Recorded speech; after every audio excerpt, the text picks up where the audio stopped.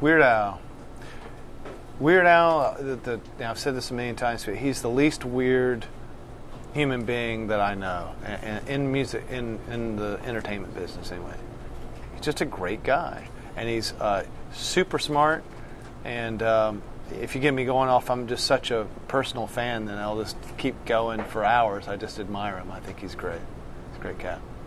Is there anyone that you haven't worked with that you would like to collaborate with?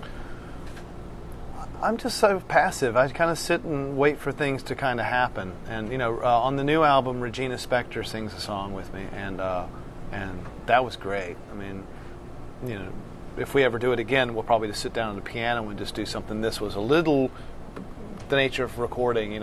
I'd recorded my bit. We took that up. She put her part on it, and we did that much together. But I think we may. If it works out, I think one of the songs is going to have a small collaboration with Mike Skinner of the Streets, who I think is a genius. I think his lyrics are just fantastic. Yeah, so as things come along, when they kind of work and you run across someone and everyone gets along, I'm going to sit down with Josh Groban pretty soon and write a couple songs. I think that sounds like a really weird collaboration, so I'm into it. I think that's it's good to do something different. I'd like to hear his voice singing something really foul. Would be fun. We all would. And you will. For the Ovation website, they have a question, so they passed it along to us. They want to know what's on your iPod right now.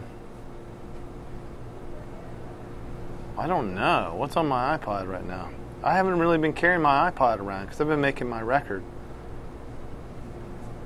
I don't remember. I mean, I really like that of Montreal record a lot. The Hissing record. If I can figure out how to get that I Trusted You by Andy Kaufman onto my iPod, I'll do that. And while you were doing this, were you like in school? Were you in the choir? Were you in the band? Or was this totally extracurricular? Yeah, I wasn't. When I was growing up, I was not musically deprived at all. We still had music programs in the school systems. That's pretty much being systematically eradicated right now. But when I was a kid, I was lucky enough to, like all the lawmakers today that are old enough to remember enjoying singing in choirs and playing in bands.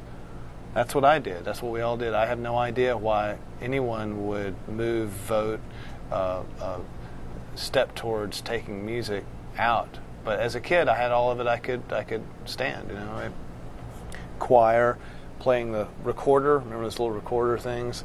Band, marching band, orchestra, all that stuff. So I was around music. Do you remember when you wrote your first song?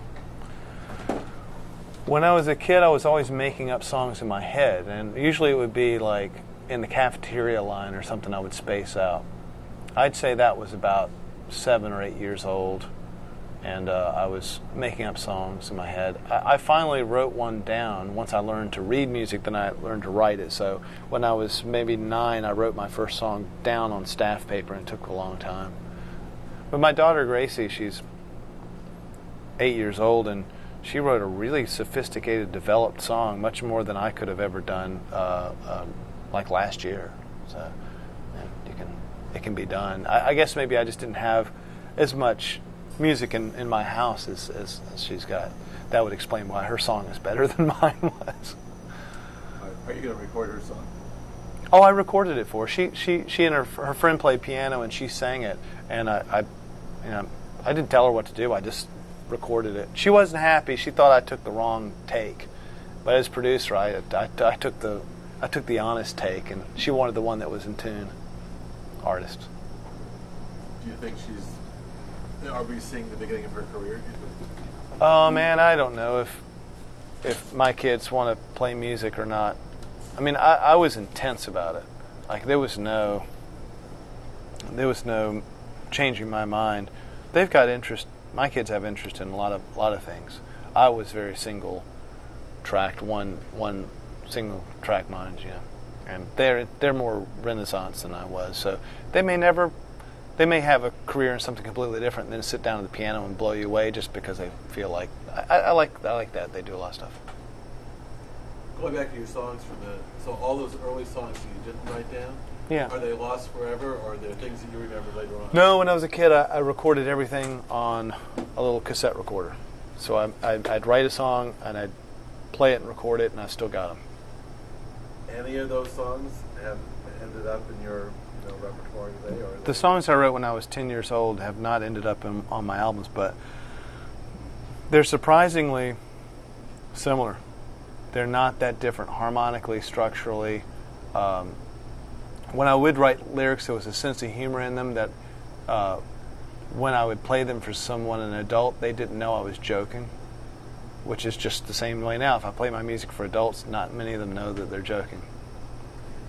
Actually, talking about your sense of humor, what do you think has informed that over the years? Like, did you watch sitcoms as a kid or pay attention to stand-up comedians or read literature, or do we know where it comes from? Well, when I was a kid, one of my first big inspirations was Andy Kaufman. And otherwise, I remember seeing him on an HBO show, and they had like 4 or 5 other comedians, young comedian show in 1977. And I thought that's what I want to do when I grow up, because he was also playing bongos. But I didn't separate the music part from the comedy part at all, and that he was being taken seriously by the adults in the room, and they thought he was bombing on stage. I knew he wasn't, because he was doing this for children. I mean, it was kind of that's what I wanted to do when I grew up. So yeah, I never was interested in sitcoms or I don't know jokes with punchlines and stuff. I just think that it's like I saw a Vincent Price interview one time. He said the movies aren't scary unless they have a certain amount of sense of humor to offset the scary part. And I think that's true of music, that if you have humor, you can offset the sadness, tension, anything you want to offset with. Humor's part of life. It doesn't have to be like a punchline funny, just something that's, some people call it irony. Speaking of Andy Kaufman, did you ever see the Mighty Mouse routine on Saturday Night Live? There's not much that Andy Kaufman's done that I haven't seen. I've got videotapes and all kinds of got it all. All right, speaking of well-known. Though I'd never heard "I Trusted You" before. Have you heard that one? No, I haven't. he guested on Midnight Special, and he came out with 2 guitar players and played a song called "I Trusted You." I just saw that on YouTube. It must have just been put up a few days ago. Yesterday, actually. It's the best pop song I've ever heard. It's amazing. I'll check it out. Yeah, check that out. "I Trusted You." So let's jump from Andy Kaufman to William Shatner. Okay. How did you meet Bill in the first place, and tell us about your collaboration on his album as well as him recording a track on your album? William Shatner has some Andy Kaufman in him. Like, you don't know all the time when Bill's joking and when he's not, and it's not a good idea to just laugh at it, because it may be the one moment that he's serious. It keeps you on your toes that way. It's really unique. I was happy to make the Shatner record because I know that's a record that's never been made. That's a unique record.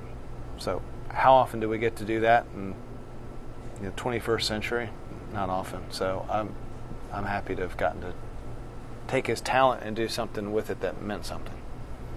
How did you meet him in the first place? What was I asked. I met Shatner as mid-'90s. I was working on an instrumental record with some spoken word, and I asked him to do the spoken word part on one song. And we just got on really well. We just got along well. And then he would always call me and ask me my advice on things musical, because people were always wanting him to, do spoofs of pop songs, and he wasn't sure if he really wanted to keep doing that. Yeah, since the transformed man, he sort of got himself into a group. Yeah, but what Bill and I have in common is that we both think the Transformed Man's really good. Because I was a kid, it's one of the first White records, like I was saying, when I was a kid, I bought that at a yard sale, and I listened to it all the time, and it captured my imagination. There's Shakespeare on it, there's Bob Dylan on it. I mean, it's done in Shatner style, and if you don't like that or you think it's overacting or whatever, then maybe you're just a little behind the curve. But it's captures your imagination and you immediately listen to it. And there's so many voices out there. When you do listen to someone, you have to ask yourself, why did I listen to this one thing when there was 1,000 other voices out there trying to get my attention? I didn't listen to them. Why did I listen to that guy? Because years later, I still listen to that guy. And so then I get to make a record where he can speak about his life, things that are important to him. And so then it also has the weight of personal, autobiographical, has that weight to it. I think it's strong.